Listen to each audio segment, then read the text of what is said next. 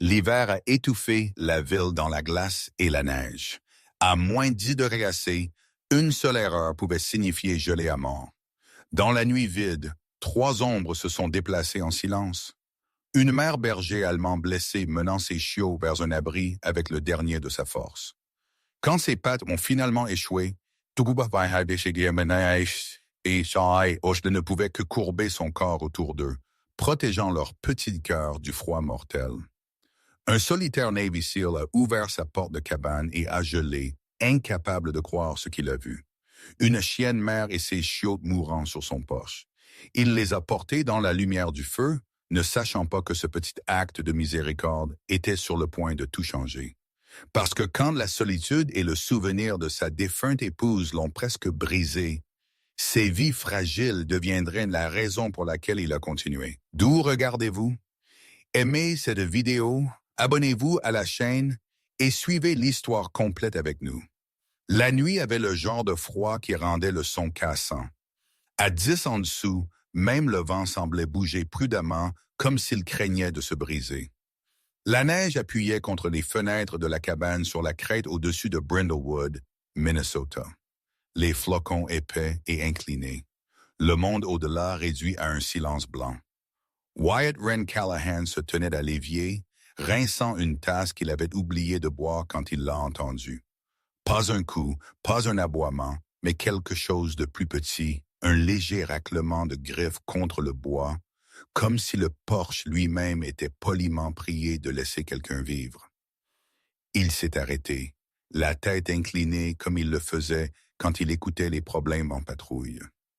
40 ans, 1,45 m, aux épaules larges, sans être encombrant, il bougeait toujours avec l'économie d'un homme qui avait appris à ne rien gaspiller. Pas le temps, pas le mouvement, pas le sentiment. Son visage rasé de près et anguleux tenait le calme des longs hivers.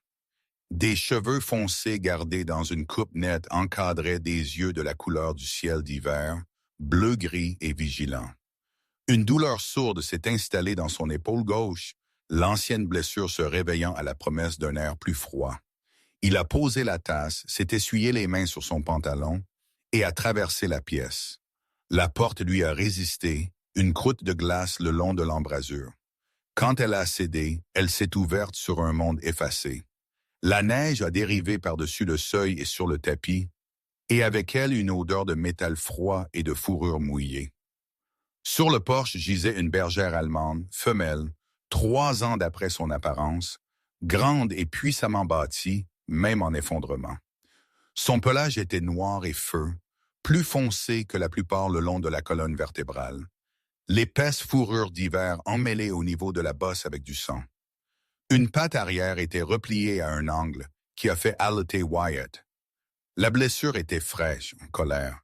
Elle était sur le côté, les côtes se soulevant dans un rythme peu profond et prudent, les yeux ambrés mi-clos mais pas flous. Entre ses 4 pattes, serrées contre sa poitrine comme s'il faisait partie de son propre cœur, se trouvaient 2 minuscules formes, des chiots peut-être âgés de 3 semaines, leurs museaux roses sur les bords, leurs petits corps tremblants d'un froid qui avait déjà commencé à leur prendre le peu qu'ils avaient à donner. La mère les avait traînés ici.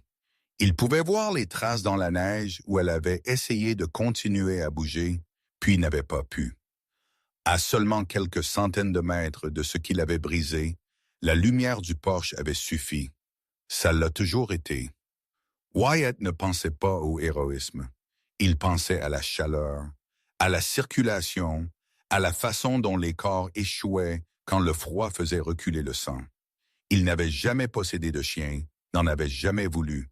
La vie avait été plus calme ainsi, et il avait appris à se méfier de tout ce qui demandait à être aimé quand il ne savait toujours pas quoi faire de son propre chagrin. Mais il avait transporté des hommes hors des champs de neige, ramené la vie dans des doigts qui étaient devenus gris, maintenu la pression, là où la pression était le seul langage restant. Il s'est agenouillé, a glissé ses bras sous la poitrine et les hanches de la bergère avec soin de ne pas tordre la patte blessée, et a senti son poids, un poids vivant lourd et présent. Elle n'a pas grogné. Ses oreilles ont tressailli une fois, un réflexe, puis elle l'a laissé la soulever. Un des chiots a couiné, un son fin comme le gond d'une petite porte. Wyatt les a rassemblés tous les deux dans le creux de son bras, leur chaleur presque partie, et s'est retiré dans la cabane. À l'intérieur, le poêle était déjà chaud. Il a couché la mère sur une couverture près de l'âtre, la positionnant de sorte que la chaleur monterait dans son flanc sans brûler. Les chiots, il les a placés contre sa poitrine d'abord, à l'intérieur du devant de sa veste, sentant leurs frissons à travers le tissu. Il leur a parlé sans savoir qu'il le faisait. Bas et régulier, la cadence qu'il avait utilisée pour les hommes qui ne pouvaient plus l'entendre, mais qui avaient encore besoin qu'on leur dise de rester. Il les a enveloppés dans une serviette, puis est retourné vers la mère, évaluant avec ses mains. La blessure sur la cuisse était déchirée, pas nette. Le saignement ralenti par le froid, mais non arrêté. Il a cherché son kit dans le couloir, des bandages et un antiseptique, les mêmes fournitures qu'il gardait pour lui-même, et a travaillé avec la douceur pratiquée de quelqu'un qui savait que la panique était contagieuse. Elle l'a regardé d'un œil, l'ambre sombre et profond, ne faisant pas confiance, mais choisissant pour l'instant de ne pas résister. Il a nettoyé, pressé, enveloppé. Il a testé la pâte sous la blessure. Le réflexe était là. Bon pour les chiots, il a chauffé de l'eau, vérifié la température avec le dos de son poignet, comme il l'avait toujours fait, puis a cherché du lait dans le placard et a maudit doucement quand tout ce qu'il a trouvé était un demi-carton d'amandes. Il est resté là une seconde, absurdement figé, puis a soufflé une respiration qui aurait pu être un rire si elle n'avait pas accroché à quelque chose de plus pointu. Il a dilué ce qu'il avait, improvisé un compte-gouttes à partir d'une seringue propre et s'est agenouillé à nouveau, incitant la plus petite bouche à s'accrocher. Il a chronométré leur respiration comme s'il désarmait un appareil, content, guettant le moment où le froid ferait bégayer le rythme. La tête de la bergère s'est levée d'une fraction, les yeux suivant ses mains. Dans ce regard, il y avait un calcul plus ancien que n'importe laquelle de ses formations. Menace contre soin, peur contre la possibilité de miséricorde. Elle l'a laissé les nourrir. À un moment donné, il a réalisé qu'il lui parlait aussi, s'excusant pour la maladresse d'un homme qui pouvait arrêter une hémorragie dans le noir, mais n'avait jamais appris à être doux avec quelque chose de si fragile. Elle a cligné lentement, et la tension dans ses épaules s'est apaisée suffisamment pour qu'il puisse voir le contour des muscles sous la fourrure. L'architecture d'un corps bâti pour le travail et l'endurance. Quand il a ajusté la couverture, elle a fait un son qui n'était pas tout à fait un grognement, pas tout à fait un gémissement, plus un rappel qu'elle était toujours en charge de ce qui était à elle. Il lui a fait un signe de tête, comme si elle était d'un camarade soldat. Juste. La cabane sentait maintenant la laine propre, l'antiseptique et le chien mouillé. La neige tapotait contre les fenêtres comme 1000 petites horloges. Wyatt a posé un thermomètre près des chiots, puis s'est assis sur ses talons, la douleur dans son épaule, un pouls familier. Il s'est surpris à sourire, l'humour aussi sec que l'air hivernal à la vue de ses propres mains, stable, cicatrisé, essayant de bercer 2 vies qui pouvaient tenir dans un seul gant. Il a pensé au mot près, la façon dont il l'avait toujours été. Il avait gardé sa ceinture avec ses pochettes et son étui même, après avoir arrêté de porter un uniforme.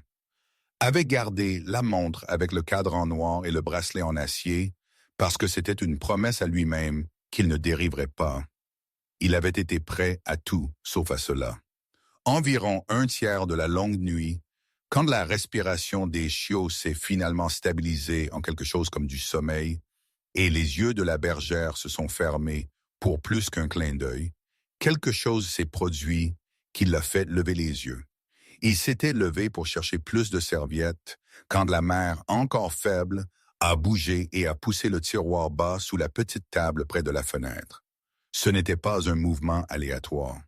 Elle a pressé de nouveau avec insistance avec le côté de son museau, jusqu'à ce que le tiroir glisse d'1 pouce. Wyatt a froncé les sourcils, son cœur battant plus vite pour des raisons qui n'avaient rien à voir avec la perte de sang. Il a traversé la pièce et l'a ouvert. À l'intérieur gisait une seule chose, une écharpe pliée, douce avec l'âge, bleu pâle, le tissu usé au bord, là où des doigts l'avaient manipulée. Elle avait appartenu à sa femme. Il ne l'avait pas touchée depuis des années. La bergère la regardait, les yeux ouverts maintenant, alerte d'une manière qui n'était pas de la douleur. Ce n'était pas qu'elle savait ce que l'écharpe signifiait. C'était qu'elle avait choisi cet endroit, cet objet, ce geste exact. Dans le silence de la tempête, le moment semblait moins une coïncidence que d'être interpellé. Wyatt s'est assis sur le sol avec l'écharpe dans ses mains. La mémoire ne s'est pas écrasée. Elle s'est levée lente et inévitable, la façon dont elle l'enroulait 2 fois autour de son cou, la façon dont elle avait ri quand la neige était entrée dans ses bottes le dernier hiver qu'ils avaient partagé. Il avait appris à garder son chagrin dans une pièce avec la porte fermée, à vivre à côté sans l'ouvrir. Maintenant, la porte était entr'ouverte, et au lieu de l'acuité qu'il attendait, il y avait une chaleur qui ne brûlait pas. Il a plié l'écharpe et l'a placée doucement sur les épaules de la bergère, faisant attention de ne pas déranger le bandage. Elle ne l'a pas éloigné. Elle a soupiré, un son comme le vent déposant ses armes. Le reste de la nuit a passé par incrément. Il a nourri les chiots quand ils ont bougé, a ajusté la couverture quand le feu a faibli, a pressé 2 doigts sur la poitrine de la mère pour sentir la preuve stable qu'elle était toujours là.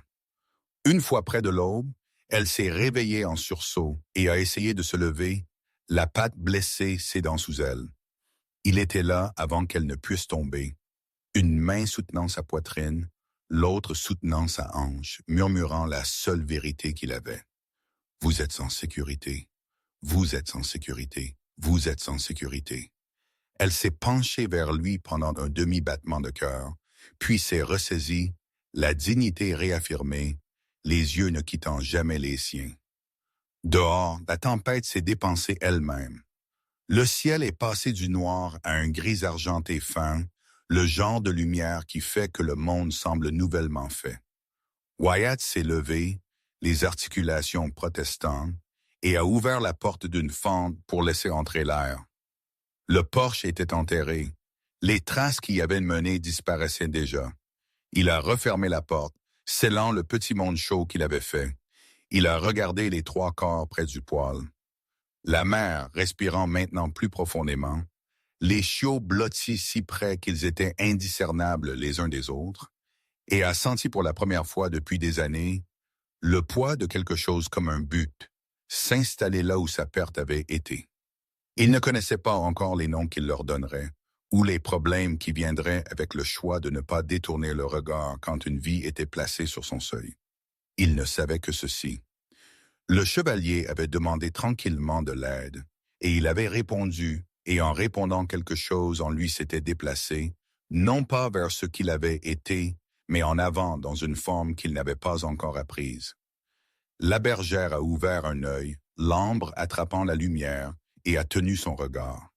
Entre eux n'est passé aucun serment, aucune grande promesse, seulement une compréhension partagée aussi vieille que les tempêtes, et aussi simple qu'une porte ouverte quand quelqu'un gèle. Le matin n'est pas arrivé d'un seul coup. Il a aminci l'obscurité comme le souffle amincit le brouillard. Wyatt a descendu le camion sur la route de la crête vers Brindlewood, les essuie-glaces chuchotant d'avant en arrière. Le monde rincé propre, mais non pardonné. La bergère allemande gisait sur une couverture à l'arrière, sa tête levée juste assez pour garder les 2 yeux ambrés sur le paquet de serviettes blotties contre sa veste où les 2 chiots dormaient. Il a conduit avec le soin délibéré d'un homme portant quelque chose de cassable. Chaque courbe une négociation avec la gravité et la glace. Son épaule gauche a souffert, comme elle le faisait toujours par temps froid, mais il a accueilli la douleur. Cela le maintenait éveillé au présent. Quand la ville est finalement apparue, des toits bas et des cheminées pâles respirant dans l'hiver, il a tourné sur Main et s'est gré dans un terrain étroit, à côté d'un bâtiment d'un étage dont les fenêtres brillaient du jaune doux du travail déjà commencé. Le panneau lisait « Sloan vétérinaire ». À l'intérieur, la chaleur l'a rencontré d'abord, puis l'odeur. Linge propre, antiseptique, le léger musc animal, d'un endroit où les corps vivants venaient pour être remis d'aplomb. Une femme a levé les yeux du comptoir et a pris la scène avec un seul regard exercé. Le grand homme avec l'immobilité de quelqu'un qui avait appris quand ne pas bouger, la grande bergère sur une couverture, les deux petites vies blotties près de sa poitrine. « Vous êtes en avance », a-t-elle dit, et il n'y avait aucun reproche là-dedans. Sa voix était égale, précise. Dr. Mallory Sloan était au début de la quarantaine, avec des cheveux châtains tirés en un chignon bas qui restait hors de son chemin, un visage qui tenait à la fois la netteté et la gentillesse sans contradiction. Ses yeux, sombres et observateurs derrière des montures fines, n'ont pas demandé une histoire d'abord. Ils sont allés directement au corps. « Arrière-salle », a-t-elle dit, bougeant déjà, et Wyatt est suivi, le cœur se stabilisant, au rythme d'un endroit où l'ordre importait encore. Il a couché la bergère sur la table en acier inoxydable, comme instruit.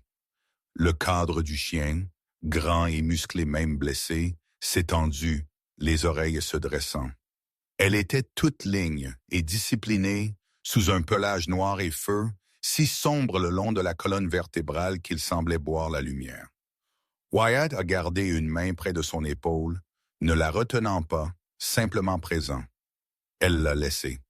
Dr. Sloan a travaillé avec une vitesse qui n'était pas de la hâte.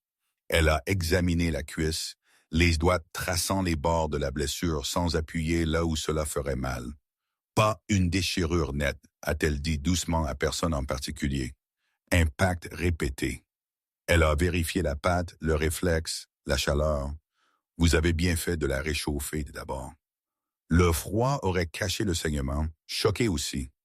Elle s'est déplacée vers les chiots, son expression s'adoucissant en quelque chose de presque privé, alors qu'elle écoutait leur petite cœur, évaluait leur peau, leur respiration.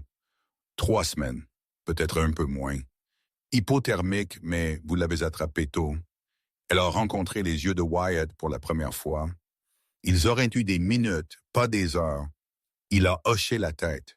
Il n'a pas dit ce que cela avait été de compter les respirations dans le noir. Il n'a pas eu à. Il a remarqué la façon dont la bergère a suivi les mains de Dr. Sloan jusqu'à ce que Wyatt se rapproche et alors la tension dans ses épaules s'est relâchée d'une fraction. Un choix avait été fait dans la nuit et il tenait. Dr. Sloan a cherché son téléphone et avec un détachement clinique qui portait du poids, a photographié la blessure sous plusieurs angles. Documentation, a-t-elle dit quand elle a vu le regard de Wyatt. Dossier médical.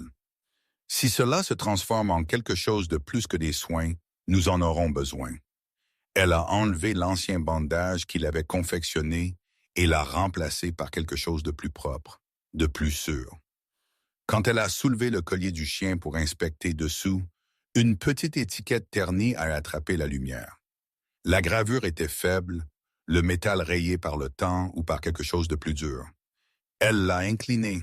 Halt, a-t-elle lu, ou partie de quelque chose de plus long. Elle a pris une note, une voix à dériver de la zone d'attente, chaude comme une cuisine en hiver.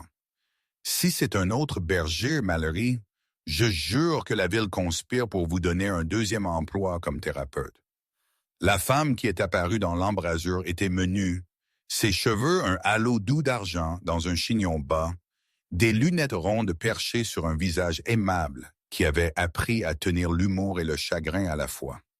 June Halverson avait tenu la boulangerie 2 portes plus loin plus longtemps que quiconque ne pouvait se souvenir. Elle portait un pull-olive sous un tablier saupoudré de fleurs, et le genre de calme qui venait de connaître chaque histoire dans un endroit et de l'aimer quand même. Elle a pris Wyatt avec un regard qui n'était ni curieux ni invasif. « Vous ressemblez à quelqu'un qui a trouvé plus que ce qu'il cherchait », a-t-elle dit doucement. Wyatt a presque souri. C'est une façon de le dire. « N'est-ce pas toujours ?» a dit June, puis s'est accroupie pour regarder les chiots avec la révérence de quelqu'un qui avait tenu trop de premiers matins et trop de dernières nuits. « Oh, vous pauvres petites virgules !» a-t-elle murmuré. « Pas encore tout à fait des phrases. Dr. Sloan a fini de bander et a reculé. Je la garde quelques heures pour des fluides et la gestion de la douleur. Les chiots aussi. Chaleur alimentation, surveillée. Elle a rencontré Wyatt de nouveau, cette fois non pas comme clinicienne, mais comme personne. J'ai besoin de poser une question difficile. Comptez-vous les rendre à qui que ce soit qui est Hall? Wyatt n'a pas répondu immédiatement. Il a regardé la bergère à la façon dont ses yeux suivaient les siens, la façon dont elle ne les avait pas une fois retirés du paquet dans sa veste depuis qu'il les avait portés à travers la porte. « Je suis allé chercher une porte », a-t-il dit finalement. « J'ai trouvé une vie. Je ne la rends pas à ce qui a mis cette blessure-là. » June a fait un petit son d'approbation qui aurait pu être un rire s'il n'avait pas été bordé de quelque chose de plus ancien. « Hey Brindlewood », a-t-elle dit, « nous avons un dicton. Les gens ne font pas toujours la bonne chose, mais parfois ils font la prochaine bonne chose. C'est comme ça qu'une ville garde son âme. » Dr. Sloan a hoché la tête. « Alors voici l'autre partie difficile. Sans témoin, sans enregistrement, ou une micropuce, je ne peux pas appeler le contrôle des animaux et les faire agir aujourd'hui. Mais je peux garder des dossiers, je peux photographier, je peux classer, et je peux vous dire que des blessures comme celle-ci, elle a fait un geste vers la patte de la bergère, ne viennent pas d'une chute dans la neige. Elle a tapoté la note où elle avait écrit « Halt ». C'est un fil. Pourtant, ils ont attendu pendant que la perfusion entrait, tandis que les chiots étaient installés dans une caisse chauffée avec un coussin doux qui ressemblait à un nuage que quelqu'un avait plié. La bergère a tout regardé. Quand Wyatt a reculé, elle a essayé de se lever, la patte blessée protestant. Il était là sans réfléchir, la paume ouverte à sa poitrine. « Vous êtes en sécurité », a-t-il dit, et ce n'était pas tant une promesse qu'une description du moment. Elle s'est penchée dans sa main pour un battement de cœur, puis, comme si elle se souvenait d'elle-même, s'est tenue seule. Environ un tiers de la matinée, quand la clinique s'était calmée dans cette accalmie de midi où le monde retient son souffle entre les rendez-vous, quelque chose de petit et d'inexplicable s'est produit. Wyatt était allé à l'évier pour se laver les mains quand il a senti le regard de la bergère comme un poids. Il s'est tourné. Elle avait réussi à s'asseoir droite malgré la ligne de perfusion, et elle fixait le collier dans la main de Dr. Sloan avec une intensité qui a rendu la pièce plus étroite. Puis, avec un soin délibéré qui était presque cérémoniel, elle a abaissé sa tête et a pressé son museau une fois contre le poignet de Wyatt, exactement là où sa montre reposait. Ce n'était pas un coup de pouce pour l'attention. Ce n'était pas de la douleur. C'était un placement, comme si elle alignait quelque chose qui avait été désordonné. Le pouls de Wyatt a sauté. Dr. Sloan a gelé. June, regardant depuis l'embrasure, s'est signée sans réaliser qu'elle l'avait fait. Personne n'a dit ce qu'il pensait. Il n'avait pas besoin d'eux. Le moment n'a rien expliqué, mais il a réarrangé la pièce autour d'une unique étrange gravité. Vous faites partie de cela maintenant. Dr. Sloan a brisé le silence la première, pratique jusqu'à l'os. Elle aura besoin d'antibiotiques, de repos, de mouvements limités pendant des semaines. Les chiots auront besoin d'être nourris toutes les quelques heures pendant un certain temps. J'imprimerai un emploi du temps. Elle a souri à Wyatt avec une gentillesse fatiguée. J'ai vu des hommes avec des métaux tressaillir à cette partie plus qu'à toute autre chose. Il a soufflé le son sec. Je peux suivre un plan. June a souri. Tu entends ça, Mallory? Il a des graphiques. Ils sont ressortis par l'avant où la neige avait recommencé de cette manière polie et persistante qui prétendait être douce tout en changeant tout. Wyatt a attendu pendant que Dr. Sloan finissait la paperasse. Elle lui a tendu un paquet épais d'instructions et la promesse de plus de questions. « Appelez-moi si quelque chose change », a-t-elle dit, « même si vous pensez que ce n'est rien. » Son regard a tenu le sien pendant une seconde de plus que nécessaire. Surtout si vous pensez que ce n'est rien. Il l'a remercié. Il a remercié June quand elle a pressé un sac en papier dans sa main. Pain encore chaud. L'odeur de levure et de confort, un petit miracle. Pour la force, a-t-elle dit, et pour vous souvenir que vous n'êtes pas seul, même quand vous l'êtes. Ils sont retournés à l'arrière-salle pour récupérer ce qui était maintenant à lui de porter. Les chiots étaient blottis dans leur caisse, les ventres arrondis avec leur première vraie chaleur. Les bergères se sont levées avec effort, stabilisées par la main de Dr. Sloan et la présence de Wyatt. Quand ils sont sortis, la ville semblait les regarder sans yeux. Quelques visages derrière la vitre, la cloche de la boulangerie, sonnant une fois quand quelqu'un est venu et est parti. Wyatt a chargé la caisse dans le camion, puis a soulevé la bergère avec soin, conscient du bandage, de la façon dont son corps avait appris à supporter le poids et la douleur sans se plaindre. Elle ne l'a pas combattu. Elle ne s'est pas rendue non plus. Elle était simplement là. Alors qu'il fermait le haillon, June l'a appelé. « Ren, puis-je vous appeler comme ça? Si vous avez un jour besoin d'un endroit pour réchauffer plus que des mains, vous savez où sont les fours. » Il a hoché la tête, ne faisant pas confiance à sa voix.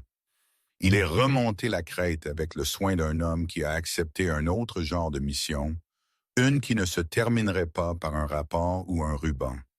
La cabane est apparue à travers les arbres comme une pensée qu'il avait eue une fois et oublié comment atteindre. Il les a portés à l'intérieur. Le poêle était encore chaud. Le monde pour le moment était suffisant. Il a couché la bergère près de l'âtre de nouveau et arrangé la caisse à côté d'elle afin qu'elle puisse voir et sentir ses enfants, et s'est assis sur le sol avec le paquet sur ses genoux. Dehors, la neige a écrit sur la route. À l'intérieur, 3 souffles tressés en quelque chose qui ressemblait à un début. Wyatt ne savait pas ce que « halt » viendrait à signifier ou quelle porte cela pourrait ouvrir qu'il n'avait pas prévu de franchir. Il savait seulement que quand la nuit avait demandé tranquillement de l'aide, il avait répondu. Et maintenant, le matin demandait quelque chose d'autre qu'il continue de répondre. Le matin est arrivé propre et lumineux. Le genre de soleil d'hiver qui fait que la neige ressemble moins à du chagrin et plus à une promesse tenue. Wyatt est descendu de la crête avec les fenêtres juste assez ouvertes pour laisser le froid le réveiller. À l'arrière, la bergère allemande gisait sur sa couverture, le bandage à sa cuisse, clair contre son pelage sombre. Les 2 chiots étaient nichés dans une caisse rembourrée à côté d'elle, leurs petits corps montant et descendant dans un rythme synchronisé fragile. Depuis la clinique, elle n'avait permis à personne d'autre que Wyatt à l'intérieur du périmètre de ses enfants. Ses yeux ambrés suivaient chaque virage de la route, chaque ombre qui glissait à travers la cabine du camion. Brindlewood, à la mi-matinée, était une étude en retenue hivernale. Faible devanture, trottoir givré, une cloche au-dessus de la porte de la boulangerie qui tintait avec une douceur qui semblait délibérée. Wyatt s'est garé sur Main et vérifié les chiots une fois de plus, puis a soulevé la caisse et a porté la bergère sur son épaule avec soin, conscient de la patte. Elle ne l'a pas résisté.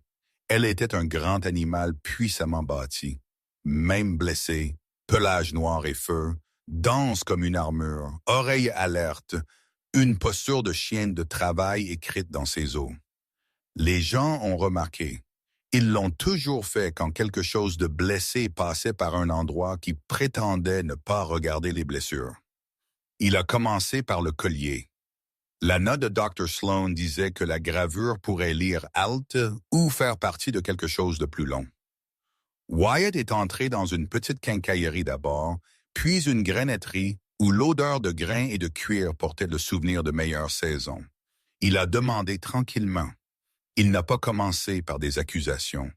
Il a fait ce qu'il avait appris à faire quand une vérité devait faire surface sans être forcée.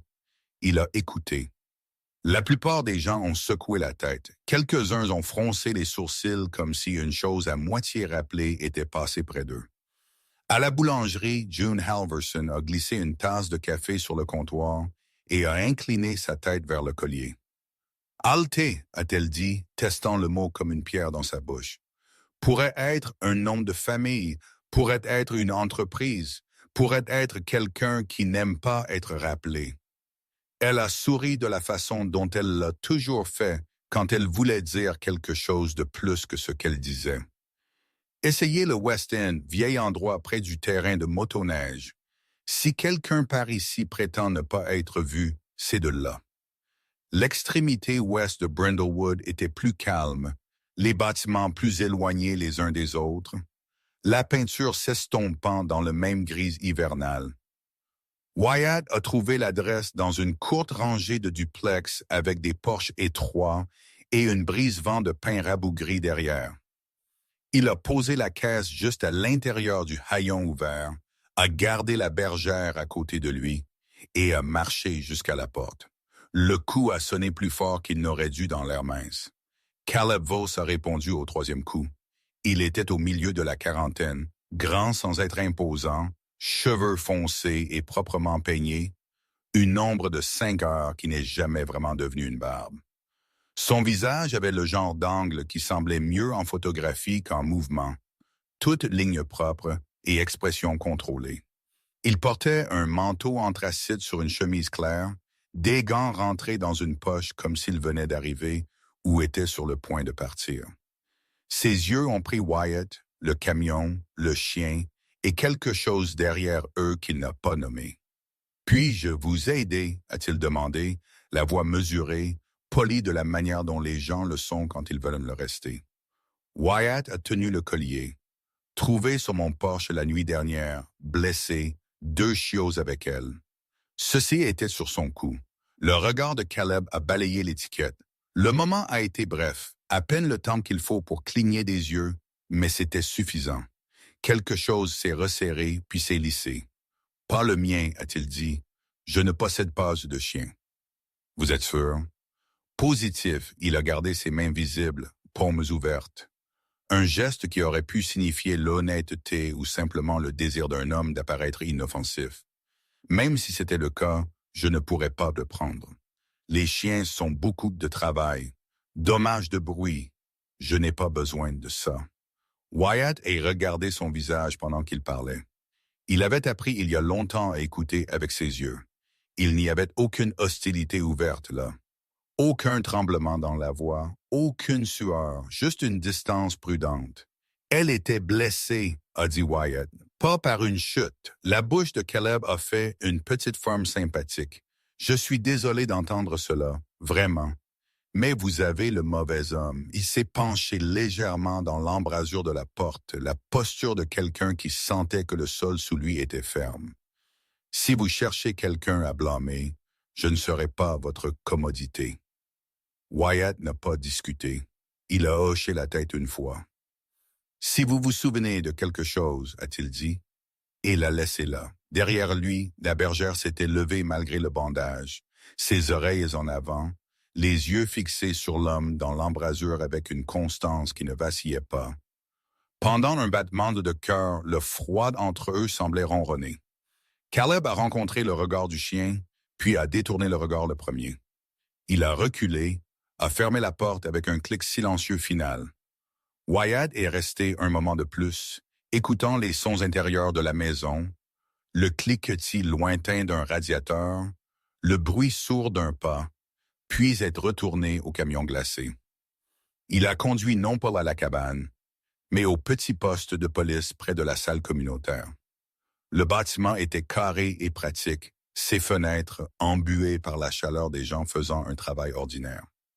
À l'intérieur, l'officier de service, un homme nommé Peter Ames, avec une moustache clairsemée et des yeux qui avaient appris l'arithmétique d'une petite ville, a écouté sans interruption, comme Wyatt a expliqué. Peter a jeté un coup d'œil à la bergère à travers la vitre à la caisse du chiot. Sans témoin, a-t-il dit, choisissant ses mots, et sans micropuce ou enregistrement, nous ne pouvons contraindre personne à prendre la garde ou à ouvrir un dossier aujourd'hui. Je peux déposer un rapport, je peux noter les blessures. S'il y a plus tard, nous aurons quelque chose sur quoi nous appuyer.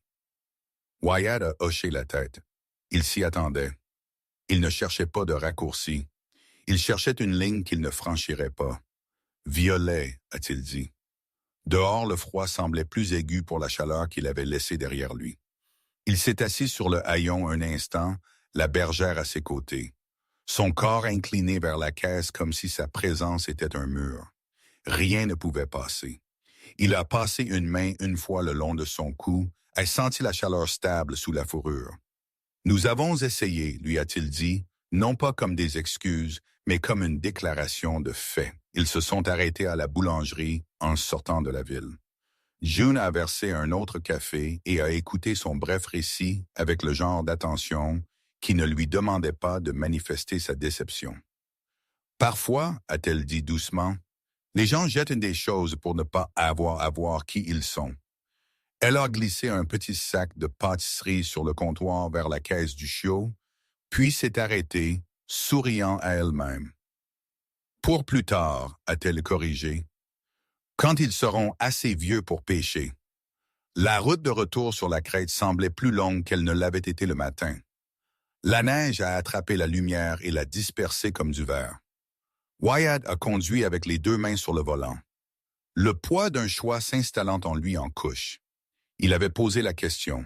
Il avait entendu la réponse. Le monde avait fait ce qu'il faisait souvent, n'offrait aucune prise propre. Environ les 2/3 du chemin de retour à la maison, la bergère s'est agitée à l'arrière. Wyatt a ralenti, jetant un coup d'œil dans le rétroviseur. Elle s'était relevée de nouveau, sa patte blessée tremblant, le nez levé à l'air comme si elle attrapait une odeur qui n'existait pas sur la route. Il s'essurait. Oh, ich touche. Et elle essuie les feux de détresse clignotant dans le froid et est sortie. L'eau vide a traversé sa veste, aiguë et éveillée. Les yeux du chien n'étaient pas sur lui. Ils étaient sur la ligne d'arbres à l'ouest, où les congères de neige s'incurvaient dans l'ombre des pins. Elle n'a pas aboyé, elle n'a pas grogné. Elle a simplement regardé complètement immobile, puis avec un calme délibéré qui ressemblait presque à une instruction, elle a abaissé sa tête et a touché le côté du camion avec son nez 2 fois avant de retourner son regard vers les arbres. Wyatt se tenait sur la route avec l'hiver bourdonnant autour de lui, une étrange certitude sans poids pressant au bord de ses pensées. Ce n'était pas qu'il croyait aux signes, il croyait aux schémas. Il croyait que les corps se souvenaient de ce que les esprits essayaient d'oublier. Il l'avait vu chez les hommes. Maintenant, il le voyait chez un animal qui s'était traîné à travers la nuit jusqu'à une seule lumière de Porsche et ne lâcherait pas ce qu'il avait amené là. Il est remonté dans le camion sans suivre son regard, mais il n'a pas oublié où il était tombé. À la cabane, il les a portés à l'intérieur et posé la caisse près du poêle et a aidé la bergère à descendre sur sa couverture. Elle a tourné une fois prudemment, puis s'est couchée avec son corps courbé autour de ses enfants. La pièce était silencieuse de cette manière particulière que seule la neige peut faire. Wyatt a pris le paquet que Dr. Sloan lui avait donné du comptoir et a déplié la première page. Heure de repas, dosage de médicaments, restriction de mouvement. Il l'a lu comme une carte. Il a pris la décision non pas avec un discours, mais avec une action. Il a trouvé les formulaires que Dr. Sloan avait mentionnés, garde temporaire intention de placement familial, et les a remplis à la petite table près de la fenêtre. Son écriture précise chaque lettre un engagement. Il ne se considérait pas comme un sauveteur. Il pensait à la façon dont les portes s'ouvraient et se fermaient, à la façon dont une vie pouvait dépendre de quelque chose d'aussi ordinaire qu'une signature. Quand il a fini, il a posé le stylo et a traversé jusqu'à l'âtre. Les yeux de la bergère ont rencontré les siens. L'ambre profond et stable. Il a tendu sa main. Elle l'a reniflé une fois, puis a pressé son museau dans sa paume. Le contact léger et sûr. Le chiot a bougé, a fait de petits sons de rêve. Dehors, la crête retenait son souffle sous une couverture de blanc. À l'intérieur, un homme qui avait appris à vivre avec la perte a appris tranquillement comment choisir à nouveau. Les jours qui ont suivi n'ont pas été dramatiques de la manière dont les tempêtes étaient dramatiques. Ils étaient plus petits, plus stables, construits à partir d'heures qui devaient être portées une par une. Wyatt a appris le son de la faim chez une créature qui ne pouvait pas encore aboyer, le chuchotement faible et insistant que faisaient les chiots avant que leur corps ne se souvienne comment demander ce dont ils avaient besoin. Il a appris la chorégraphie attentive de se déplacer dans une pièce pour ne pas effrayer une mère dont le monde avait été réduit à la distance entre son nez et ses enfants. Il a appris par-dessus tout combien d'attention il fallait pour garder quelque chose en vie quand le froid avait déjà essayé de le prendre. Il a aménagé la cabane comme un centre de commandement, non pas parce qu'il voulait être en contrôle, mais parce que le contrôle était à la façon dont il faisait de la place pour les soins. Le poêle est devenu le soleil autour duquel le petit univers tournait. La bergère gisait sur sa couverture près de l'âtre, son pelage noir et feu attrapant la lumière du feu, sa cuisse blessée enveloppée dans un bandage propre qu'il changeait à l'heure prévue avec la précision d'un homme qui faisait confiance aux listes. La caisse du chiot était dans sa ligne de mire, rembourrée, chauffée, la porte toujours ouverte. Wyatt a scotché les barres de repas de Dr. Sloan à l'armoire, a écrit les dosages de médicaments en lettres majuscules sur le frigo et a réglé des alarmes sur sa montre qui carillonnait doucement dans la nuit. Il a dormi par fragments, des bottes près du lit, se réveillant avant que le son ne soit pleinement formé, se déplaçant dans le noir avec un calme qui a surpris même lui. Le travail était intime de manière qu'il n'avait pas anticipé. Nourrir les chiots signifiait tenir leur petit corps juste comme il faut, apprendre l'angle d'une bouche à peine formée, les pauses entre les gorgées. La première fois que l'un d'eux s'est endormi à mi-repas, du lait battant au bord de sa lèvre, il a ri, un son non gardé, surpris qui a rempli la cabane, et a semblé ensuite y rester comme si les murs eux-mêmes étaient surpris de l'entendre de nouveau.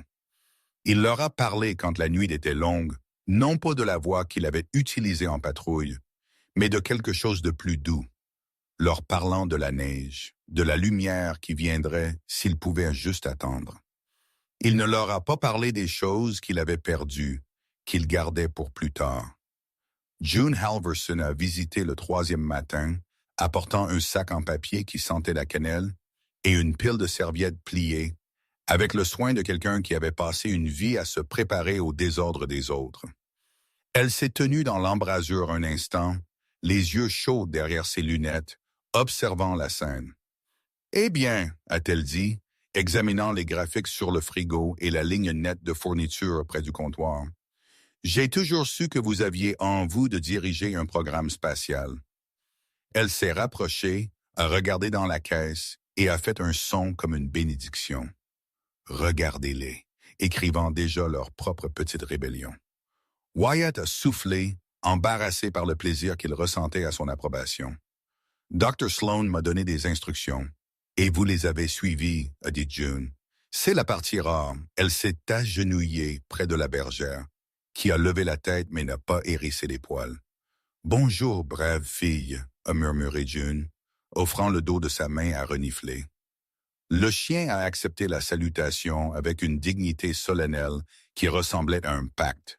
June a levé les yeux vers Wyatt. Vous savez, a-t-elle ajouté plus doucement, le soin a une façon de dégeler les choses que nous ne savions pas être gelées. Dr. Mallory Sloan est venue plus tard cet après-midi-là pour vérifier la blessure. Elle est arrivée avec l'efficacité tranquille de quelqu'un dont la vie lui avait appris à faire que chaque mouvement compte. Cheveux châtains dans son chignon bas, manches déjà retroussées, yeux scrutant ce qui pouvait mal tourner avant que cela n'arrive. « Voyons comment va notre patiente, » a-t-elle dit. Professionnelle mais gentille. Elle a enseigné à Wyatt comment couper le bandage pour qu'il ne tire pas la fourrure, comment nettoyer sans rouvrir ce que le corps essayait de fermer. Elle sursaute à certains bruits, lui a dit Wyatt, observant la façon dont les oreilles de la bergère tressautaient au cliquetis du métal quand Sloan a posé son plateau. Je pense qu'elle a appris ce qui faisait mal. Dr. Sloan a hoché la tête. Le trauma laisse une carte, a-t-elle dit, pas seulement dans l'esprit. Elle a ajusté le pansement, puis a rencontré le regard de Wyatt. Vous faites bien, mieux que la plupart des premiers parents d'accueil. Je ne suis pas un parent d'accueil, a-t-il dit avant de pouvoir s'arrêter. Un coin de sa bouche s'est levé. Non, a-t-elle convenu, vous ne l'êtes pas. Ils se sont installés dans un rythme. Les matins étaient pour le nettoyage et l'alimentation, les après-midi pour un mouvement lent et prudent. Wyatt a encouragé la bergère à se lever, puis à faire un pas, la louant d'une voix basse qui ne portait aucune pression. Quand elle a vacillé, il ne l'a pas pressée. Il a placé sa main près de sa poitrine, un rappel que la gravité n'était pas un ennemi si vous la rencontriez au bon angle. Elle a appris la distance de la couverture au bol d'eau. Il a appris la forme de sa confiance. La cabane, autrefois un lieu de silence qui avait frôlé le vide, a commencé à respirer. Elle respirait avec les sons doux des chiots découvrant leur voix, avec un soupir bas d'un chien s'apaisant dans le sommeil, avec le clic d'une alarme de montre qui ne ressemblait plus à une intrusion. Wyatt s'est retrouvé à ranger sans réfléchir, déplaçant les outils qu'il avait toujours gardés à portée de main pour faire de la place à quelque chose qui avait besoin d'espace pour grandir. Il s'est surpris à fredonner une fois, une habitude qu'il avait perdue avec la femme qui avait su rire de son sérieux et l'aimer quand même. Environ un tiers de la semaine, quelque chose de petit mais dérangeant s'est produit. Wyatt venait de finir de changer le bandage quand la bergère s'est raidie, la tête se levant brusquement, les yeux fixés sur l'embrasure ouverte. Il n'y avait rien là, seulement de la neige, le silence ordinaire de l'hiver. Mais elle ne s'est pas détendue. Elle s'est levée prudemment sur la patte blessée et s'est déplacée entre Wyatt et les chiots avec un calme délibéré qui n'était pas de la peur mais un avertissement. Il a suivi son regard dans le blanc et a senti un picotement à la base de son cou qui n'avait rien à voir avec la température. Le moment est posé. Un sonage a été passé. Elle s'est recouchée. La cabane est revenue à son calme, mais l'air avait changé subtilement comme une pièce après qu'une porte ait été ouverte et fermée. Il ne s'est pas raconté d'histoire à ce sujet. Il s'est dit ce qu'il savait. Les corps se souvenaient de ce que les esprits essayaient d'oublier. Pourtant, cette nuit-là, il a dormi avec la lumière du porche allumée. L'humour les a retrouvés le lendemain. June est revenue avec plus de serviettes et un commentaire qui deviendrait une légende dans la petite cuisine. Vous avez des heures de repas, des heures de médicaments, des fenêtres de mouvement. Que coordonnez-vous des satellites? Wyatt s'est penché sur la caisse avec une bouteille, n'a pas levé les yeux. Je ne veux rien manquer. June a ri, un son qui a fait que la pièce a semblé plus grande. Dr. Sloan, au téléphone avec un fournisseur, a attrapé la fin de cela et a souri sans interrompre. Pendant un moment, le monde était simple. 3 femmes et un homme orbitant autour d'un besoin qui n'avait aucune patience pour l'orgueil. Les réactions de sursaut de la bergère ont commencé à se cartographier clairement. Le cliquetis du métal, le claquement d'une ceinture, le claquement de la porte du poêle à bois. Chaque fois que son corps devenait rigide, le souffle peu profond, les yeux cherchant la source d'un mal qui n'était plus présent, mais pas encore parti. Wyatt a remarqué et elle a changé. Il a accroché sa ceinture à un crochet hors de sa ligne de vue. Il a fermé les portes avec une douceur qui aurait ressemblé à de l'affectation pour quiconque ne comprenait pas la physique de la peur. Il a appris à poser les outils sur un tissu, à bouger comme quelqu'un marchant dans une maison endormie. En s'adaptant à elle, il s'est retrouvé à s'adapter à une version plus douce de l'homme qu'il avait été. Une nuit, l'épuisement a finalement brisé son ordre attentif. Il a dormi plus profondément qu'il ne l'avait fait depuis la première tempête. Et dans ce sommeil, il a rêvé de sa femme, de la façon dont elle s'était tenue dans cette même cuisine avec de la fleur sur sa joue, de l'écharpe qu'elle avait enroulée 2 fois autour de son cou avant d'entrer dans un hiver qui avait pris plus que ce que l'un ou l'autre d'entre eux n'avait su donner. Il s'est réveillé avec un son dans sa gorge qu'il n'a pas reconnu. La pièce était sombre mais pas vide. La bergère gisait sur le côté du lit, son corps incliné de sorte qu'elle faisait face à la porte. Un seuil vivant. Quand il a bougé, elle n'a pas sursauté. Elle l'a simplement regardé avec des yeux qui ne tenaient aucune question, seulement de la présence. Wyatt s'est assis sur le bord du lit et pour la première fois depuis des années, n'a pas avalé ce qui montait en lui. Il l'a laissé bouger à travers sa poitrine et sortir dans le calme, Il ne s'est pas caché d'elle. Il ne s'est pas excusé. La bergère est restée, garde et témoin tous deux. Quand la vague est passée, il a posé sa main sur sa tête. Elle ne s'est pas retirée. Les jours sont devenus plus lumineux, le froid moins punitif. Les chiots y ont commencé à montrer de petites préférences ridicules. L'un a préféré le coin gauche de la caisse, l'autre le droit, comme s'ils revendiquaient déjà un monde qu'ils avaient presque perdu. Wyatt n'a nommé aucun des deux, attendant quelque chose qui semblait mériter. Il les a portés dehors pour de brefs instants, quand le soleil était haut, les laissant sentir la lumière sur leur fourrure, la différence entre le froid et le chaud, enseignant à leur corps ce qu'il fallait se souvenir. C'est l'un de ces après-midi que le chapitre a basculé. Wyatt venait de ramener les chiots à l'intérieur quand la bergère a éclaté en son. Ce n'était pas l'aboiement décontracté d'un chien annonçant un écureuil qui passe. C'était aigu, urgent, la voix d'un animal qui avait appris le coup du délai. Elle était sur ses pattes, la patte blessée protestant, le corps incliné vers l'arrière de la cabane, les yeux fixés sur la cour. Wyatt, il a suivi sans réfléchir, bottes à la main, le cœur retrouvant une cadence qu'il n'avait pas connue depuis des années. Dehors, la neige gisait lisse sauf pour un ensemble d'impressions près de la ligne d'arbre. Empreint de bottes fraîches, pas encore adoucies par le vent. Il s'est agenouillé, en a touché une, senti l'air. Sous le froid propre, quelque chose d'amer s'y tissait. Essence. Il s'est levé, le pouls s'accélérant, et a balayé le blanc. Rien n'a bougé. Le prince a mené vers les pins et a disparu. Il est rentré à l'intérieur et a fermé la porte, lentement, délibérément, comme il l'avait appris quand le monde lui avait montré une fissure. La bergère ne s'est pas installée d'un coup.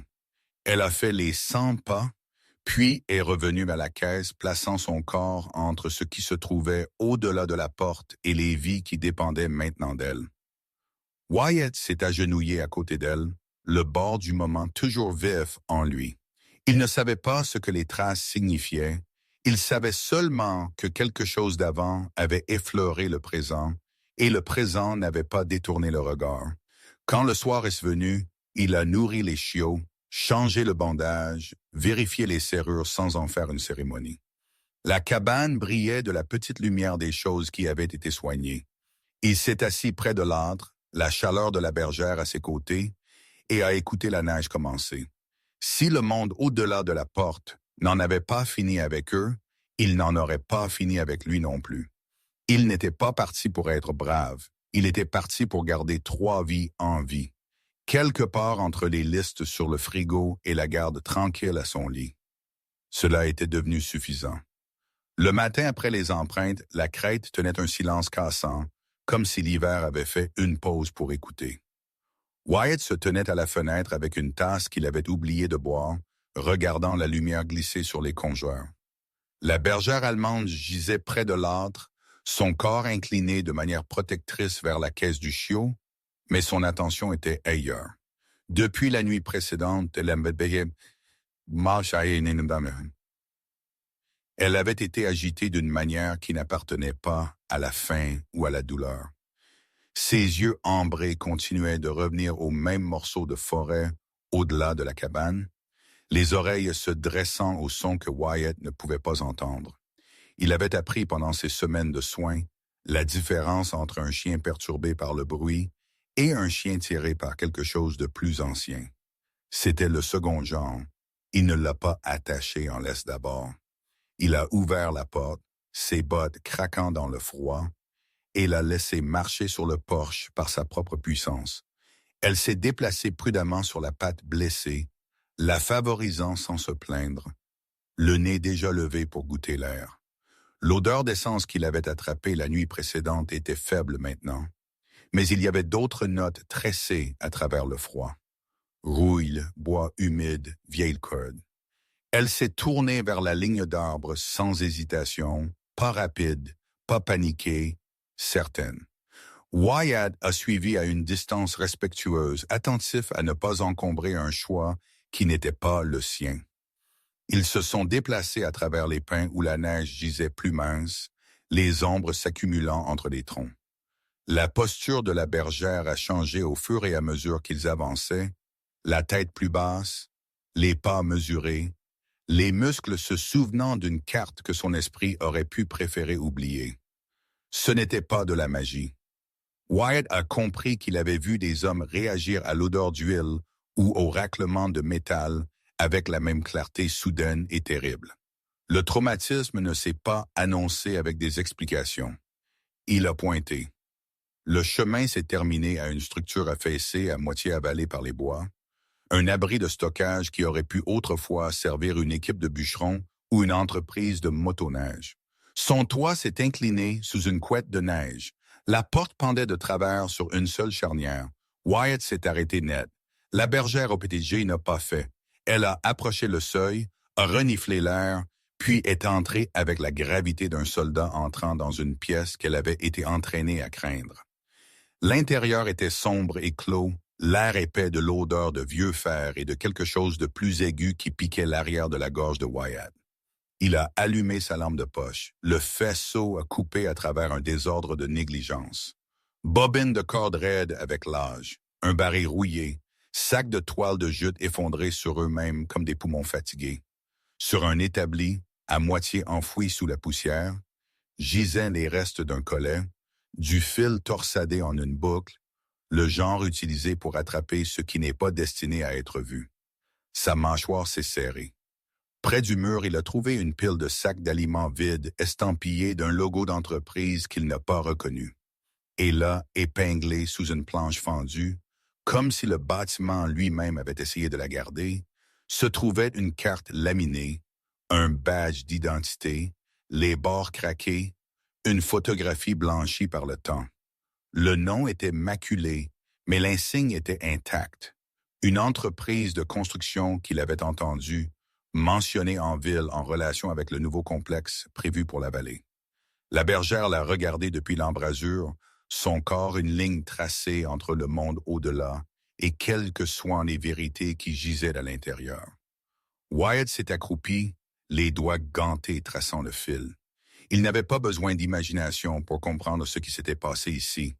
Il n'avait besoin que de se souvenir de la façon dont le chien avait tressailli au claquement du métal, de la façon dont elle s'était placée entre le danger et ses jeunes. Il s'est levé, balayant l'espace pour tout ce qui pourrait parler, s'il posait la bonne question. Il a presque manqué l'endroit où la neige ne s'est pas posée tout à fait correctement le long du mur arrière. La congère là était plus mince, perturbée, il s'est agenouillé, a balayé la poudre et a frappé quelque chose de dur avec l'articulation de son gant. Un son creux a répondu. Il a creusé avec soin, découvrant le coin d'une petite boîte métallique, son couvercle scellé avec un loquet rouillé. La bergère s'est rapprochée, les narines dilatées, puis s'est arrêtée comme si une frontière avait été franchie. Wyatt a libéré le loquet et a soulevé le couvercle. À l'intérieur gisait un désordre qui avait été fait par des mains humaines, puis caché par la peur humaine, un paquet de photographies enveloppées dans du plastique, un carnet gonflé par l'humidité et une gaine de papier plié tacheté de moisissure. Les photographies montraient la vallée en différentes saisons. Équipements mis en scène à la lisière de la forêt. Une série de structures à moitié construites puis abruptement parties. Dans plusieurs cadres, une silhouette familière est apparue en marge. Noir et feu, oreilles dressées, un chien pris en plein mouvement. Le carnet était un registre d'une sorte. Dates, lieux, quantité notée d'une écriture serrée. Il y avait des entrées qui faisaient référence au défrichage et à la relocalisation, et d'autres qui ont fait chuter l'estomac de Wyatt. Perte, confinement, pas de rapport. Les papiers dessous étaient des permis, certains expirés, certains estampillés d'un sceau d'entreprise qui correspondait au badge d'identité. Rien de tout cela n'était une preuve irréfutable en soi, mauvaise foi pas vu. Ensemble, c'était une carte de choses faites là où personne ne regarderait. Wyatt a fermé, le couvercle, le cœur se stabilisant en une cadence familière. Il n'a pas ressenti de triomphe. Il a senti le poids d'une porte s'ouvrant sur un couloir qu'il avait une fois juré d'avoir fini de parcourir. « Vous m'avez mené ici », a-t-il dit doucement, non pas à la boîte, mais au chien qui s'était arrêté au seuil. Elle a rencontré ses yeux, puis a jeté un coup d'œil en arrière vers la forêt, comme pour dire « Je n'ai pas choisi ce qui a été fait. J'ai choisi où c'était rappelé. » Il n'a pas pris la boîte immédiatement. Il a photographié ce qu'il a pu avec son téléphone, attentif à capturer le contexte, à laisser l'espace tel qu'il l'a trouvé. Il ne voulait pas que l'absence de quelque chose devienne une histoire que quelqu'un d'autre pourrait raconter. Alors seulement il a soulevé la boîte métallique et l'a portée dehors où la lumière était honnête. Environ un tiers du chemin de retour vers la cabane, l'air a changé. C'était subtil, un épaississement, une sensation d'être observé qui n'avait rien à voir avec la vue. La bergère a ralenti puis s'est arrêtée complètement, les poils se hérissant le long de sa colonne vertébrale. Elle n'a pas aboyé. Elle n'a pas grogné. Elle a simplement tourné sa tête vers les arbres, les yeux fixés sur un point que Wyatt ne pouvait pas voir. Il a gelé. Pendant une longue seconde, le monde a retenu son souffle. Puis, de quelque part au-delà des pins, est venu le faible son d'un moteur, distant, au ralenti, puis parti. La bergère l'a regardé en retour, et dans ce regard, il n'y avait pas de peur, mais une instruction. Il a compris. Distraction, il n'a pas suivi le son. Il n'a pas eu besoin de. Le moment avait fait ce qu'il était venu faire. Il lui avait dit qu'ils n'étaient une bocole dans ce qu'ils avaient trouvé. Il est retourné à la cabane avec la boîte glissée sous son bras, l'a posée sur la table et a appelé Dr. Mallory Sloan. Elle a répondu au deuxième coup, sa voix stable comme toujours. Il a décrit ce qu'il avait trouvé sans ornement. Il y a eu une pause à l'autre bout, pas longue mais lourde. « Vous comprenez ce que vous tenez » a-t-elle dit finalement. « Je le fais. Cela apportera une attention que vous n'avez pas demandée. » Wyatt s'est permis un sourire fin qui n'a pas atteint ses yeux. Les problèmes ont toujours su où me trouver. Dr. Sloan a expiré. « Ne faites rien seul.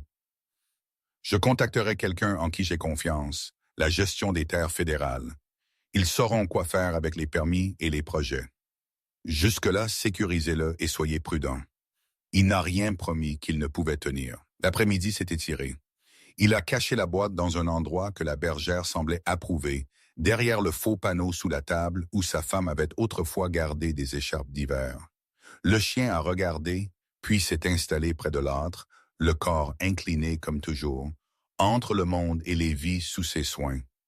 Les chiots se sont agités, inconscients que le calme de leur nouvelle maison avait été effleuré par une histoire plus grande. Près du crépuscule, une forme est apparue au bord de la clairière. Wyatt l'a vu à travers la fenêtre avant le chien.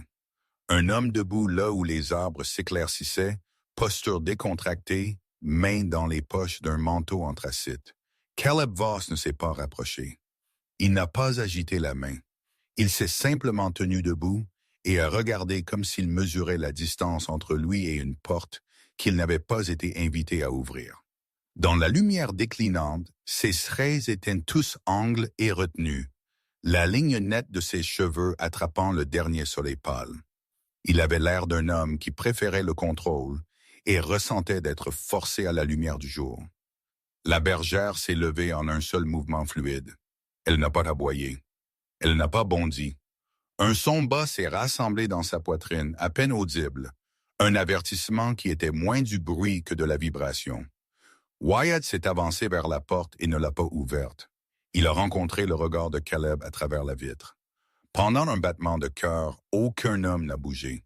Puis Caleb a incliné sa tête, un geste qui aurait pu être de la courtoisie, aurait pu être toute autre chose, et s'est retourné vers les arbres, sa silhouette se dissolvant dans le gris, comme si la forêt avait décidé de le garder.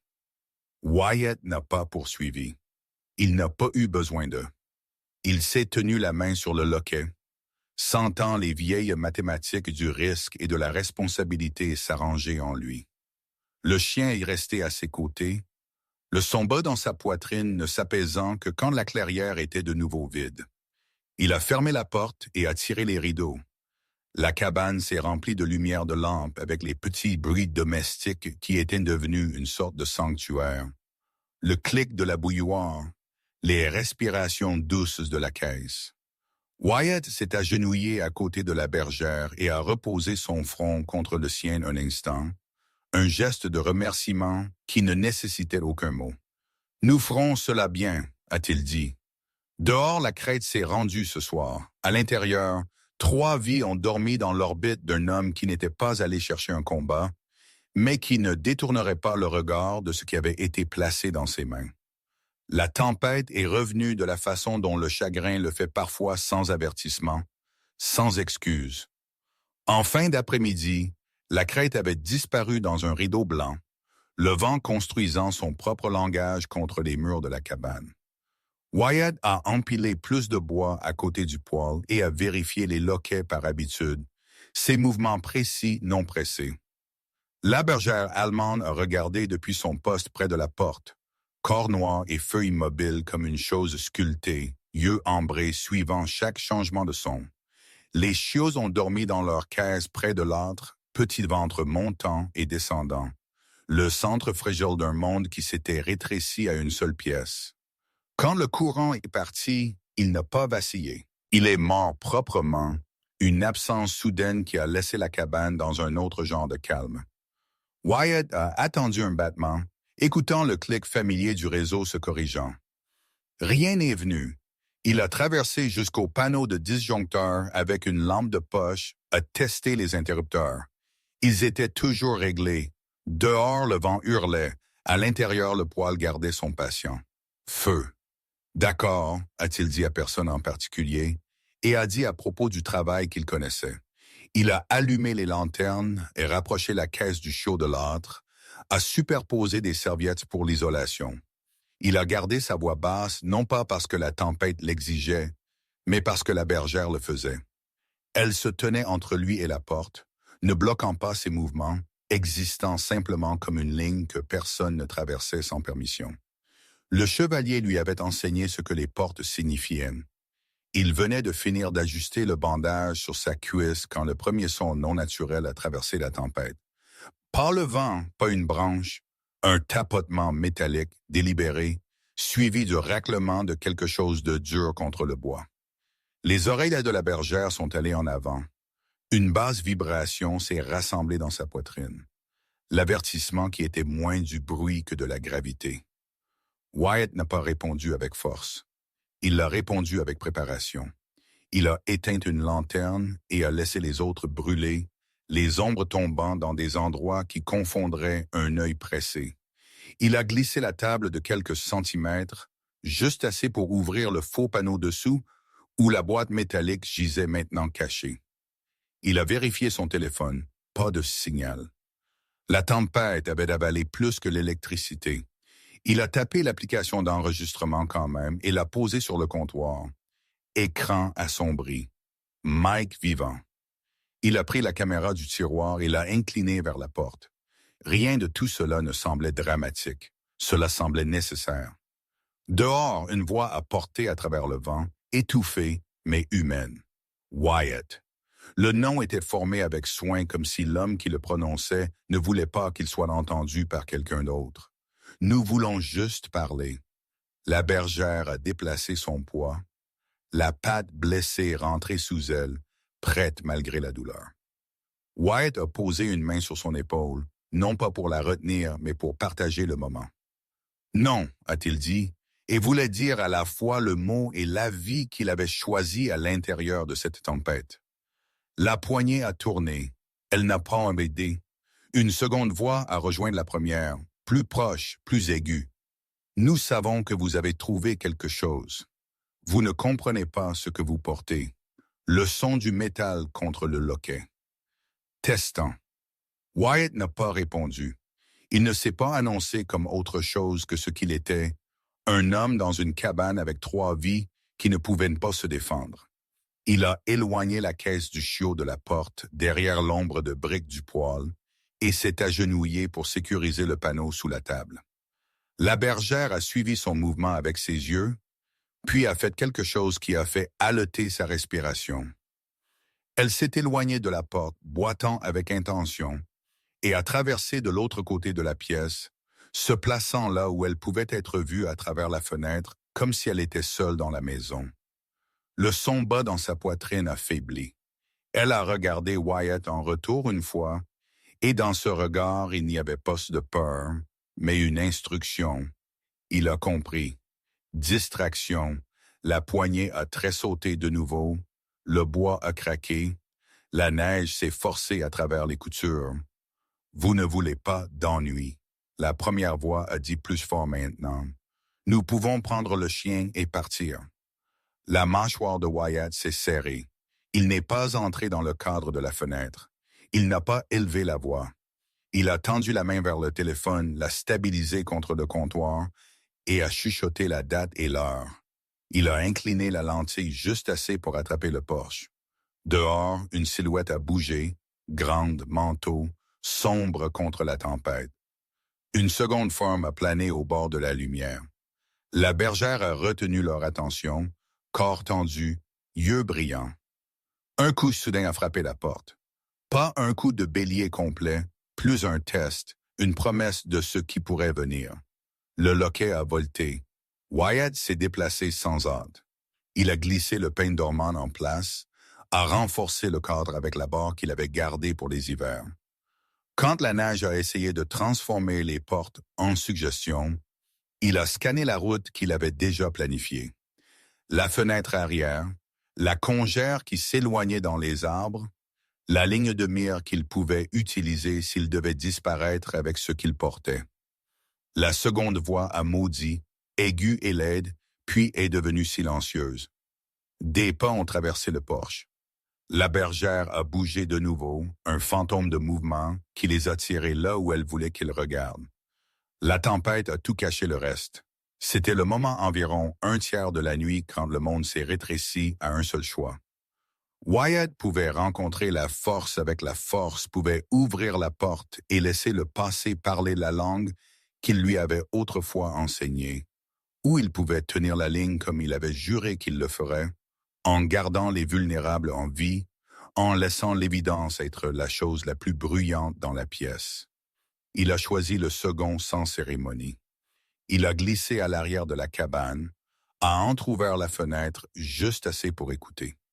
À travers le vent, il a attrapé un fragment. Prenez le chien d'abord, un autre la boîte. Les mots ont coupé proprement.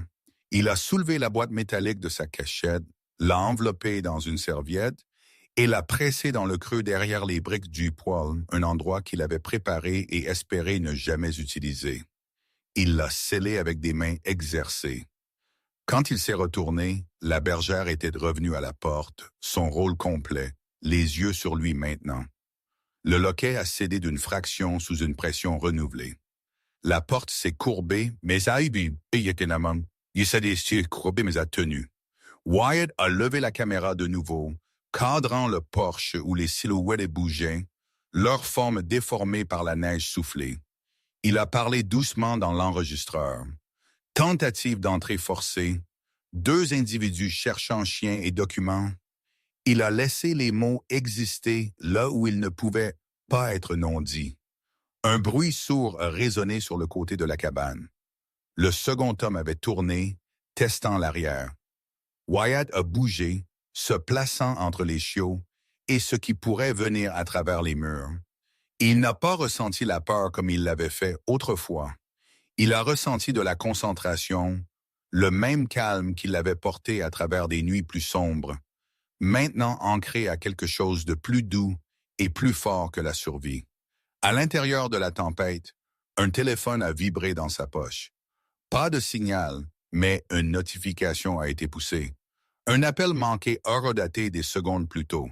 Dr. Mallory Sloan. Il a tapé en retour et tapé une seule ligne où la connexion a clignoté vivante. À ma cabane, 2 hommes essayant de prendre chien et preuve. Courant coupé. Le message est parti. Le téléphone est redevenu noir. Dehors, les voix se sont élevées, frustrées. « Ouvrez la porte » a crié l'un, la civilité partie. « Vous ne pouvez pas la garder. » Wyatt s'est tenu immobile.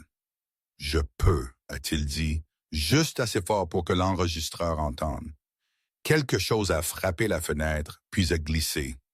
La bergère a aboyé une fois, un son qui a traversé la tempête comme une lame, puis elle est devenue silencieuse, son corps recroquevillé. Wyatt a tendu la main, a senti la chaleur sous sa fourrure, le tremblement de douleur qu'elle refusait de montrer. Les minutes se sont étirées. Les hommes ne sont pas entrés par effraction.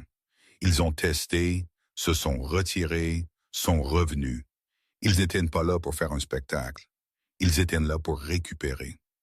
Quand ils ne l'ont pas fait, quand la tempête a refusé d'être leur complice, ils se sont retirés comme le font les prédateurs, sans annonce. Le vent a avalé leur départ. La crête est revenue à son rugissement blanc. Wyatt n'a pas bougé longtemps. Il a écouté l'écho de pas qui ne sont pas venus. Il a attendu le genre de calme qui signifiait l'absence, pas l'embuscade.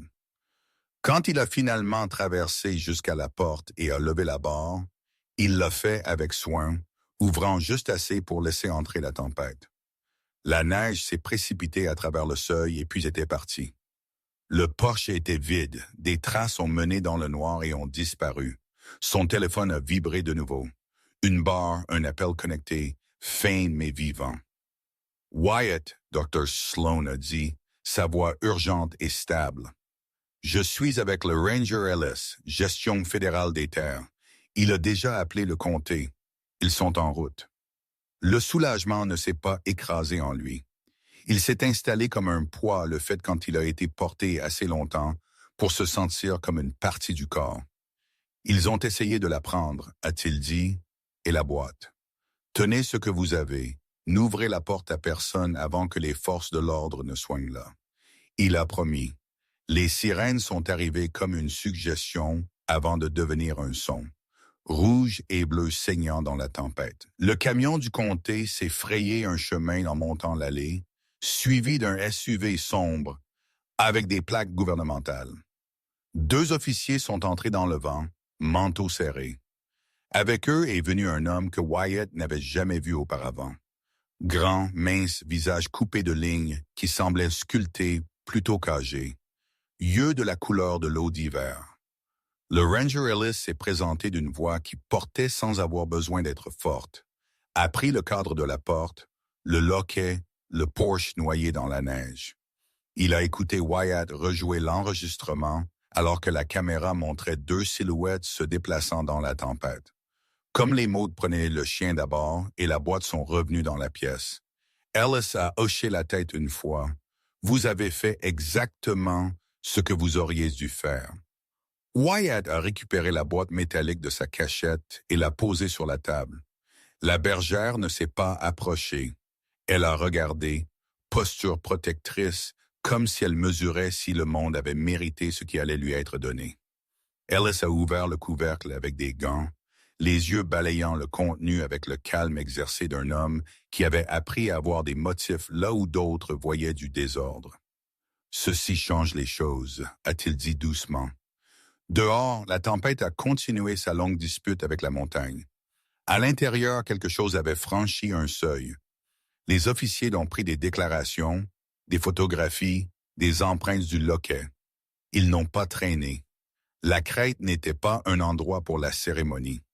Quand ils sont partis avec la boîte et avec une promesse qui ne nécessitait pas de foi pour tenir son poids. Ceci ne disparaîtrait pas dans un tiroir local.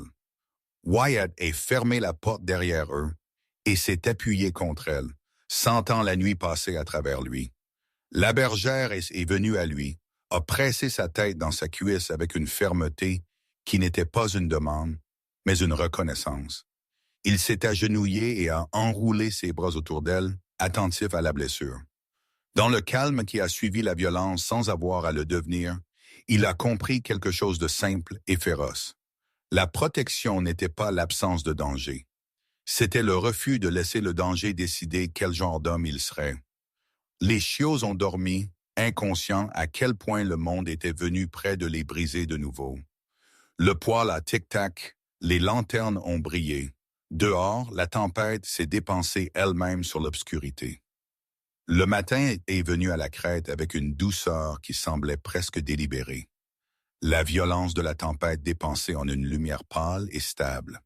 La neige gisait de nouveau immaculée, comme si la nuit avait été une histoire racontée, puis rangée. Wyatt se tenait à la fenêtre avec la même tasse qu'il avait portée à travers tant d'heures froides, regardant la première couleur toucher les arbres.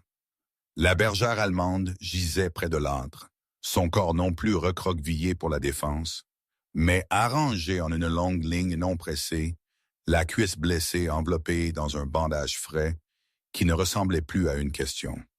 Les chiots, maintenant plus robustes, se sont agités dans leur caisse avec les petits bruits impatients de vie qui avaient décidé de continuer. La maison semblait différente, moins comme un bunker, plus comme un endroit qui pouvait être entré sans peur. L'enquête a avancé avec une vitesse qui a surpris la ville. Le Ranger Ellis est revenu avec des collègues de la Gestion fédérale des terres, des hommes et des femmes dont les visages portaient le sérieux tranquille des gens habitués à entrer dans des pièces compliquées. Ils ne sont pas arrivés avec un spectacle. Ils sont arrivés avec des bloc-notes, des sacs de preuves et une attention qui n'a pas tressailli quand elle a trouvé ce qu'elle cherchait. Les permis de la boîte métallique ont été comparés au dossier.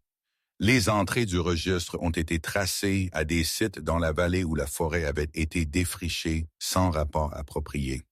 Les photographies ont été alignées avec des images satellites qui ont révélé un modèle de travail fait puis effacé. Les dossiers médicaux de Dr. Mallory Sloan, la documentation de la blessure de la bergère, les photographies prises avec le soin d'un clinicien qui sait que la vérité doit souvent être préservée avant de pouvoir être crue, sont devenues plus qu'une note de base de page. Elles ont été lues, recoupées, pliées dans un récit qui n'avait pas besoin d'indignation pour être convaincant. L'abus n'était plus une rumeur. Il avait des dates, des méthodes, des lieux. Il avait un nom pour ce qui avait été fait. Wyatt a été appelé une fois, puis de nouveau, pour répondre à des questions précises et sans fioritures. Il a parlé comme il le faisait toujours quand quelque chose importait, en fait, pas assez sans dramatiser le danger qu'il avait refusé de rencontrer avec violence. Il ne s'est pas décrit comme autre chose qu'un témoin qui avait choisi de ne pas détourner le regard. Quand on lui a demandé à propos de la nuit de la seconde tempête, il a expliqué comment il avait sécurisé la cabane, enregistré ce qu'il pouvait et protégé ceux qui ne pouvaient pas se protéger eux-mêmes. Les agents ont écouté. Ils ont pris des notes. Ils ne lui ont pas demandé d'être un héros. Ils lui ont demandé d'être précis. La ville a appris par fragments au début. Conversation à la boulangerie. Un avis sur le tableau communautaire. Une ligne dans le journal local qui parlait d'irrégularités dans un projet de développement et d'une enquête en cours. Quand l'histoire est devenue impossible à garder petite, elle n'est pas arrivée comme un scandale, tant que comme une correction. Le complexe prévu pour la vallée a été arrêté en attendant un examen. Des entrepreneurs qui avaient opéré en marge ont été nommés.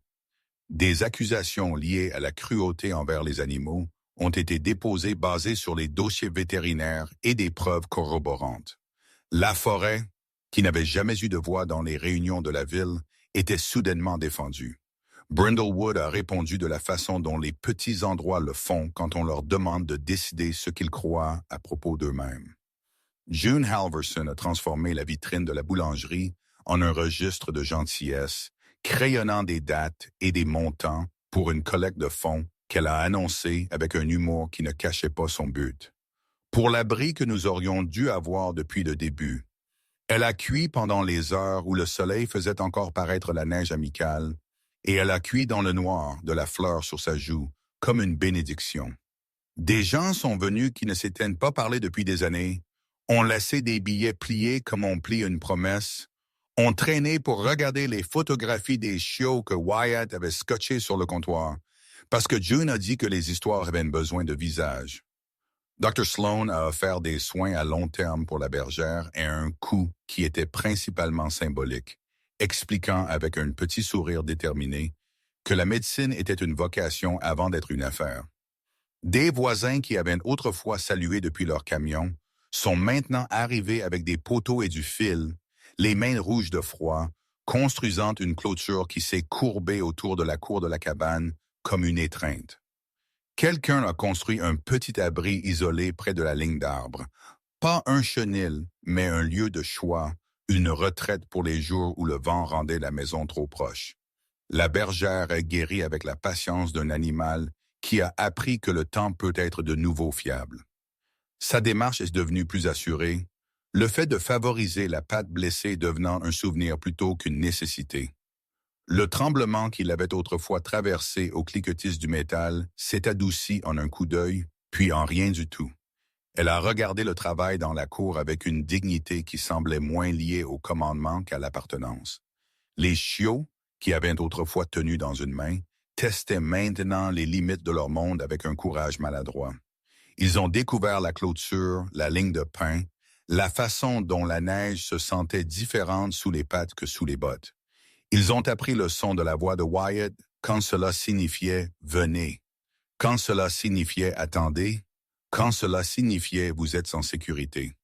Les « non mais » n'étaient pas un événement. Cela s'est produit comme certaines vérités le font, sans cérémonie.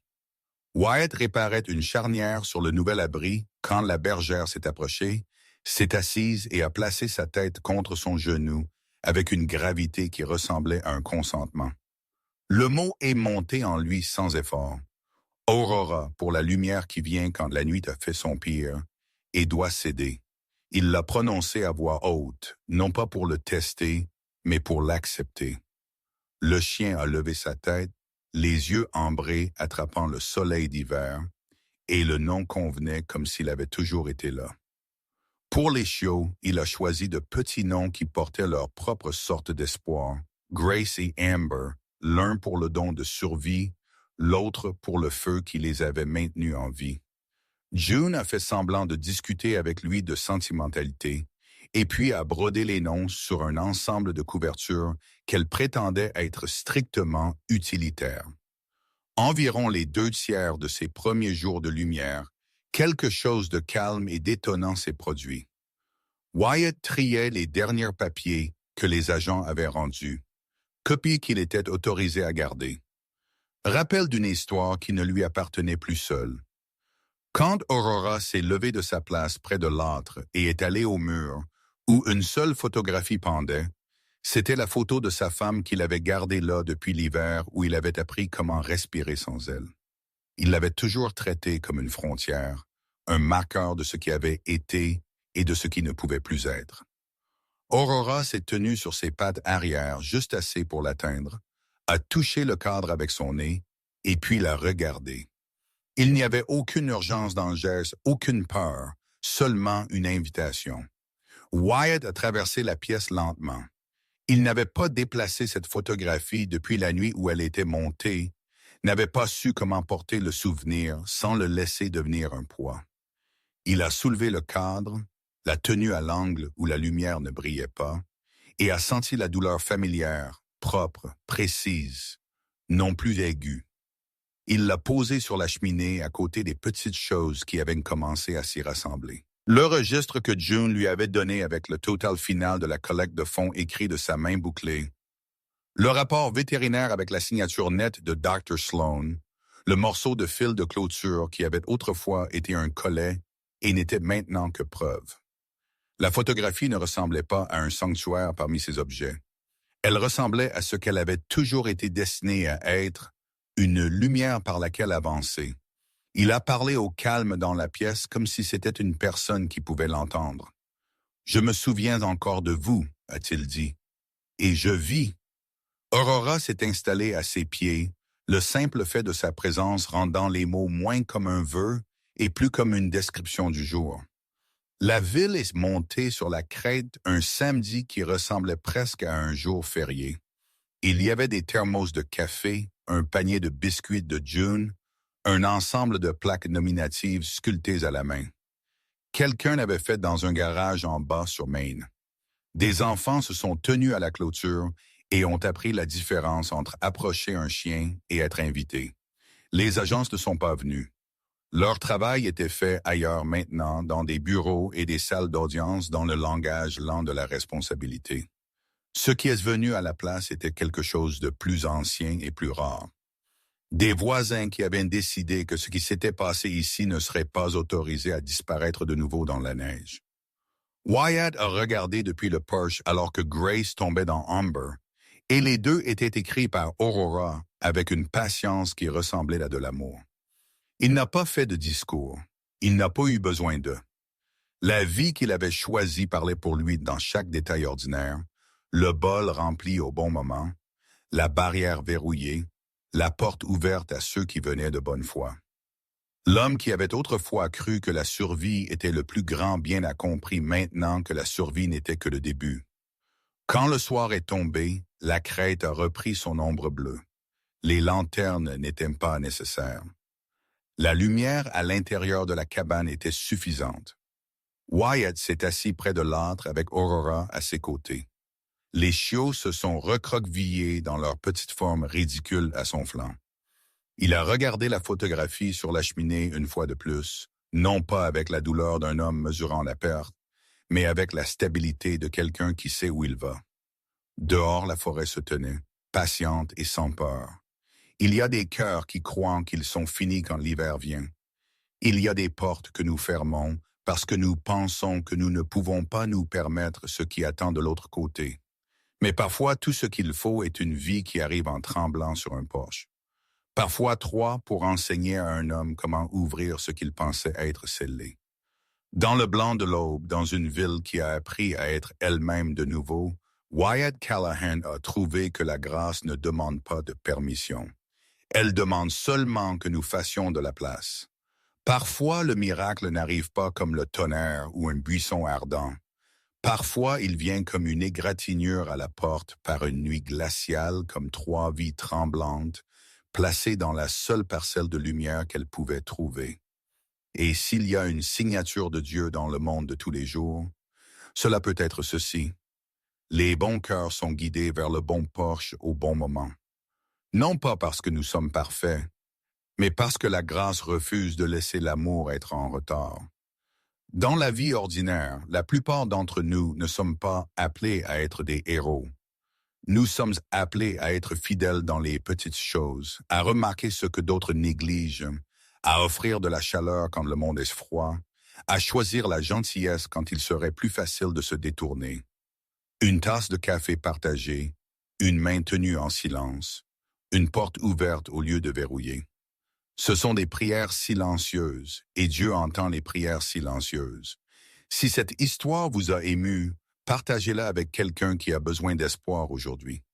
Laissez un commentaire et dites d'où vous regardez ou racontez-nous un moment où Dieu vous a rencontré d'une manière inattendue. Et si vous voulez plus d'histoires d'amour, de rédemption et de seconde chance, abonnez-vous à la chaîne et restez avec nous. Que le Seigneur vous bénisse et vous garde. Qu'il place le courage dans vos mains, la paix dans votre maison et la lumière sur votre chemin. Et quand un petit miracle trouve votre seuil, puissiez-vous le reconnaître et que votre cœur soit assez courageux pour ouvrir le